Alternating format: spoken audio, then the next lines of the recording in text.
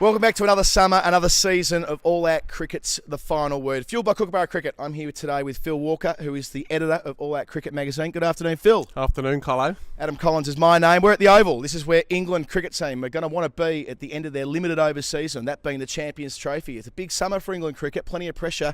Home ground advantage hasn't always worked well for the England national side over the years, Phil. Certainly hasn't. Generally, it's just finals in world tournaments. It tends to go one way, and it's not good for the England side. 5 finals, 5 defeats, going all the way back to 79 at Lords. We're still waiting to actually crack the duck on 50 over tournaments. Obviously, England won the 20 over competition back in 2010.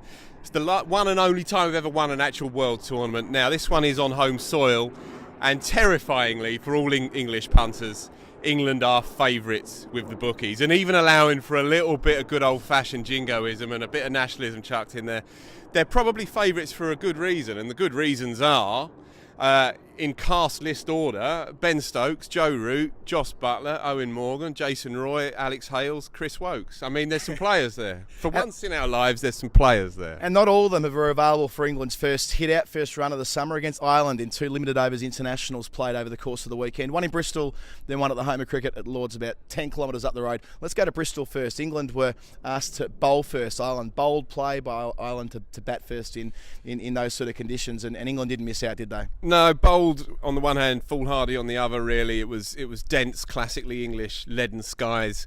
And Ireland, fair play to them, they won the toss, decided to have a bat, and they were duly skittled out in next to no time. I think 120 odd all out, 30 odd overs.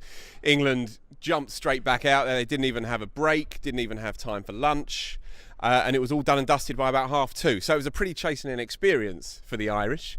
And as per usual, there were quite a few obituaries written, and suddenly people are piling in on the notion of Ireland having any kind of claims to test status and even their ODI status being deigned to have been given a fixture over here in England. Well, a few traditionalists were kicking up a bit of a stink.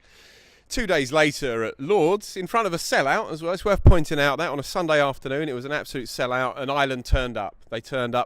They bowled solidly, tightly, with a little bit of spunk and a little bit of guts in there as well. And if it wasn't for Johnny Bairstow, who ran away with it with the bat in the last 10 overs, the final margin of defeat, which was 80 odd runs in the end, could have been even smaller than that. And Ireland did a lot of favours for themselves and for the Irish cricketing culture as well on that Sunday afternoon, and they turned up and gave a good account of themselves. Yeah, a bit to unpack from all of that. So first off at Bristol, we had Adil Rashid taking 5 wickets, and Joe Root a couple with the ball. He's becoming a bit of a dual threat. We'll come to that later when we arrive at Lords. With the bat, he made the easiest, breeziest 49 not out he'll ever make, certainly this summer, and Alex Hales also contributed a half century. At Lords, it was the big guns essentially did fire, didn't they? We saw Joe Root making 73. They put on 140 with his captain Owen Morgan, who made 76, and then Johnny Bairstow. He's a complicated character. Johnny Bairstow blasts 74, including 3 sixes at the end, but he will not be in the first choice side, will he, Phil? He won't at this stage. He's in the squad of 15 for the Champs Trophy, but he's not going to make that first 11. Owen Morgan said to me yesterday he knows his top 7 and it's not going to change. And when Stokes comes back from the IPL, having torn it up out there incidentally, he will slot right back in there. They will bring Moeen Ali back into the side, and then it will mean that Johnny Bairstow will be sitting on the bench. Not a bad bencher to have, to be fair. He's a fine cricketer. He's beginning to find his feet as well in international cricket, and beginning to believe in himself. And I think if he had a problem initially early doors in international cricket, it was that he didn't really back himself. He obviously had that record-breaking year last year with the bat. He catches pigeons behind the stumps as well. It's intriguing actually that they've gone with Sam Billings as their reserve team keeper, who's also in the 15, rather than Bairstow. So you have this scenario whereby you've got Jos Buttler as your first choice keeper, Sam Billings as your second choice keeper, and Johnny Bairstow as your third choice keeper, but he's your test keeper. So it's all a little bit upside down and back to front. But then these days, of course, your 50 over team is markedly different to your 5-day team, and England make a big virtue of that. You know, they're 2 very different formats, different skippers, different approaches. And you made a point of the IPL players coming back into the side, so that's Chris Wokes, Ben Stokes, and we're missing one, Josh Butler. Josh Butler. How can you miss the vice-captain, Josh Butler? Now, there's a bit of criticism around those three not coming back for the previous weekend, not being available for international duty. What did you make of that? No criticisms from this quarter. We've got to learn to relax and appreciate that the IPL's not going anywhere. It's a fixture of the international calendar now for international cricketers. And the England boys have earned the right for a payday. They've earned the right through dint of giving an enormous amount to the game up to now, and if for 6 weeks they can make themselves millionaires, then I'm not going to stand in the way of that. I see the amount of work that they do, the commitments that they give to the game.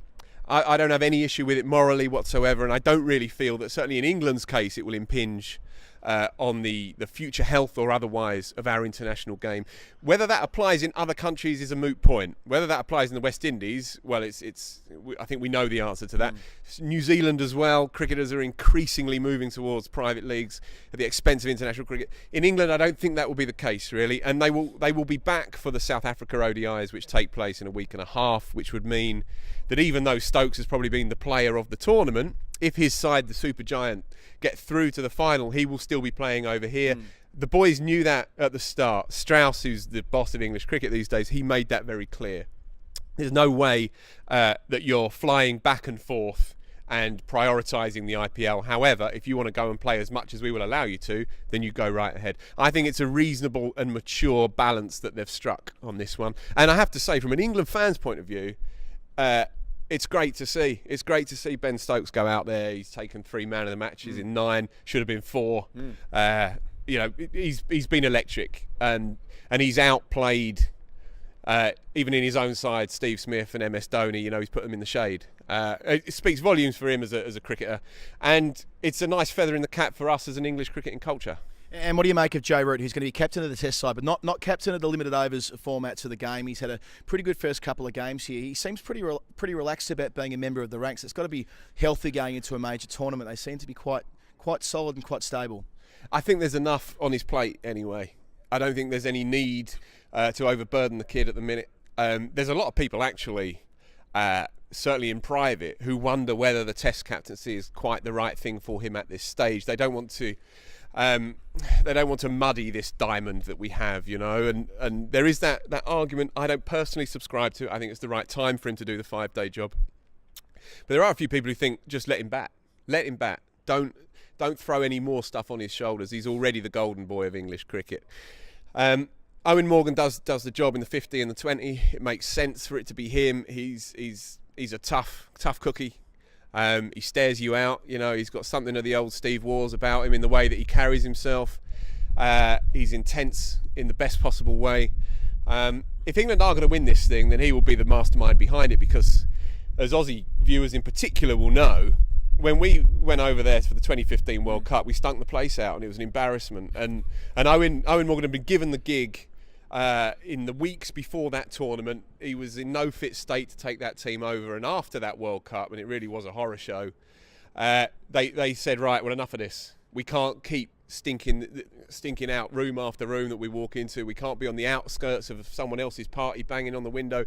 We've got to be a part of this thing. And after that, it's been nothing short of a kind of cricketing revolution for what's happened to this team. And now they score 350. They score runs quicker than any other team in world cricket over the last 2 years. However, they also concede runs quicker than any other side in world cricket. Well, in closing, I did want to ask you about the fast bowling stocks, namely Mark Wood, who's back from injury. Seems to be a consistent injury cloud he's been under since the 2015 Ashes, but bowled quick, hit stumps, bowled well at the death. Is he the sort of guy you're not only building an attack around for the Champions Trophy, but also looking very, very closely at that Ashes tour coming up in the winter? Can't resist it. Can't stop thinking about Brisbane in November. It's pathetic, isn't it? There's a world tournament taking place in a matter of weeks. Final's going to be here, and already I'm thinking of Brisbane and that terrifying atmosphere out there. Mark Wood, along with one or two other quicks as well, will be essential if England stand a chance against the 4 horsemen of the apocalypse, Cummins, Hazelwood, Stark, etc. Don't forget James Pattinson. Sorry, mate. Yeah, I know he's your favourite. Yeah, Pattinson as well. England have got to kind of go toe to toe, fire for fire on that one. And Wood is the quickest bowler through the air that England have got. as you mentioned, he's a bit brittle in the ankle. He's had 3 operations now on his ankle. However, the third and hopefully final one, the noises are that they've finally identified the problem. I mean, he was bowling for Durham with a broken foot in September last year, and he bowled 30 overs against Surrey with a broken foot. It's not been handled with any great elan, let's say, by the doctors and the suits and so on at the ECB. However, they've identified the problem. Hopefully that's done and dusted now.